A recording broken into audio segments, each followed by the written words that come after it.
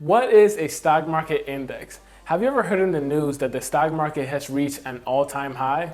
Or have you ever heard someone say that the stock market is up or that the stock market is down? Well, then whoever you heard that from is most likely referring to a specific stock market index. In this video, we will go over what a stock market index is and some examples of the most common indices. Coming up.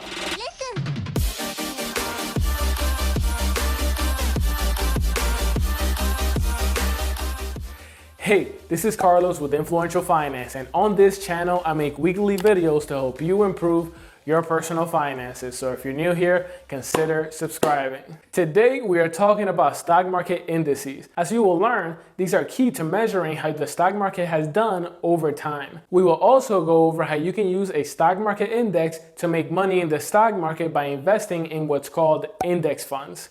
So, let's jump into it. Let's start off by going over what is a stock market index. A stock market index is simply an average that is used to track a specific sector or the overall stock market. In the US, there are thousands of companies that offer their stocks in the stock market, with millions of stocks being traded in the market on any given day. Because there is so much activity happening in the stock market at any given moment, it is very difficult to track every single stock in the stock market. This is why stock market indices are used. So in the most basic form, a stock market index is just an average. I'm gonna need my glasses for a quick history lesson.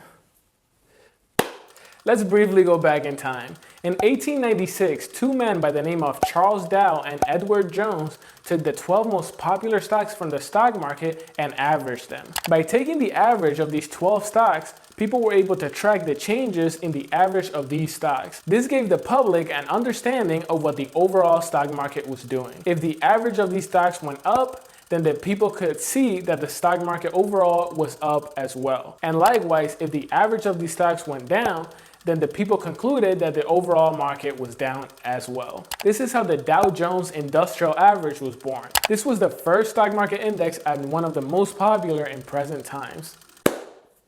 I can take these off now. Instead of tracking 12 shares like the Dow did back when it was created, this average now tracks 30 of the largest US companies listed in the US stock exchanges. Let's now go over some more examples of stock market indices. Like we just went over, the Dow Jones Industrial Average was the first index created. This index tracks 30 of the largest companies listed on the US stock market. It uses a specific averaging method on the 30 stocks that it is made up of, and it gives us a number to be able to track the overall stock market over time. Second, we have the S&P 500. S&P just stands for Standard & Poor's, which is the name of the companies that created the index. Poor's Publishing and Standard Statistics Company. The S&P 500 tracks 500 of the largest companies listed in the US stock market. There is a misconception that the S&P 500 tracks the 500 largest US companies. However, this is not the case because there are specific criteria for a company's stock to be added to this index. If a company does not meet the criteria, they may not be a part of the index. To give you an example of this, for over a year, Tesla was valued significantly higher than several companies that are included in the S&P 500 index. Because of the criteria in place to be a part of this index,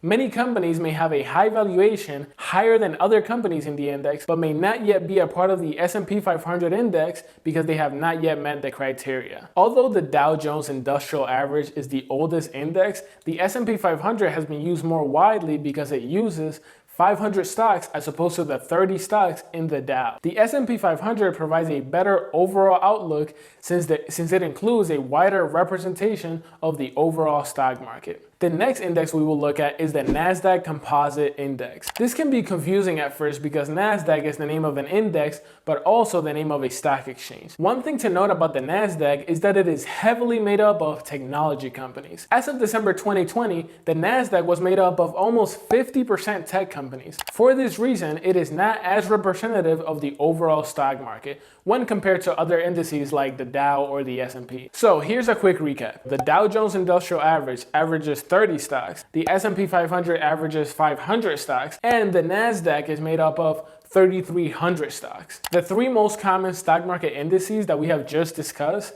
are very broad and don't provide a lot of sector-specific information. If you're looking to see how a specific industry is doing, there will most likely be an index to help you drill down into specific industries. There are more indices in the US than there are companies in the stock market. There are indices that focus on specific sectors, locations, and even company sizes. To give you an example of a more specific index, if you want to see how the insurance industry is doing, you can take a look at the Dow Jones Insurance Index. There are countless indices just like this one that can help you get a better outlook on the overall stock market or specific sectors. Let's now move on to how we can make money from these indices. First of all, we can invest in an index. Like I mentioned at the beginning of this video, an index is simply a calculation of an average. So we can invest in the calculation of an average. What we can invest in is what's called an index fund. I'm gonna need my glasses again for this one.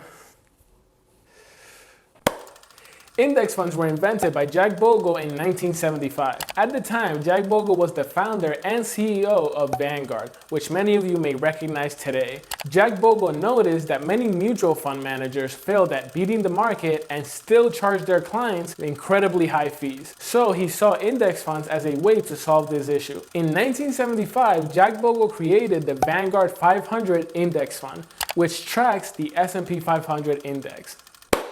I can take these off now. An index fund is just a type of passive mutual fund that is formed to track a specific stock market index. Index funds have grown in popularity because they practically guarantee that you will match the returns that the overall stock market is doing without the high fees of actively managed mutual funds. Since index funds follow a specific stock market index, there is no need for fund managers to be actively picking stocks to try to outperform the stock market. Therefore, the stocks that will be part of an index fund are dictated by the index that the fund is tracking. Because of this, the management fees for index funds are ridiculously low when compared to actively managed mutual funds. To put it in plain words, if you invest your money into an index fund that tracks the S&P 500 index, you are basically spreading your money among the 500 companies that the index fund is made up of. Which means that as the stocks that make up this index go up, the S&P 500 index will go up, which will then cause the index fund that tracks that S&P 500 to go up as well. To give you a quick example, if you want to invest in an index fund that tracks the S&P 500 index, you can consider investing in the Vanguard 500 Index Fund. At the time of recording this video, the expense ratio for the Vanguard 500 Index Fund is at 0.04%, basically free. This is insanely low when compared with other mutual funds that can have expense ratios of about 3 or even 4%. If you want to get a better understanding of mutual funds overall, make sure to check out my video on mutual funds, which I will leave linked in the YouTube card above. Now, before you go off and invest your money in an index fund, I just want to make it clear that by me giving you examples of index funds in this video does not mean that I am recommending you to go out and invest in an index fund. I do not know your current financial situation, so I am in no position to give you personal financial advice. I am simply giving you information for you to have when you meet with your financial advisor, which you should always do before making any investing decisions. That pretty much wraps it up for this video, but if you'd like to watch my video on mutual funds overall, I'll leave a video linked on the top right corner of your screen, right up there. Make sure to click on my face right here to subscribe, and if you'd like to continue watching videos on my channel, I'll leave another video link right over there. That's been it. I'll see you in the next one.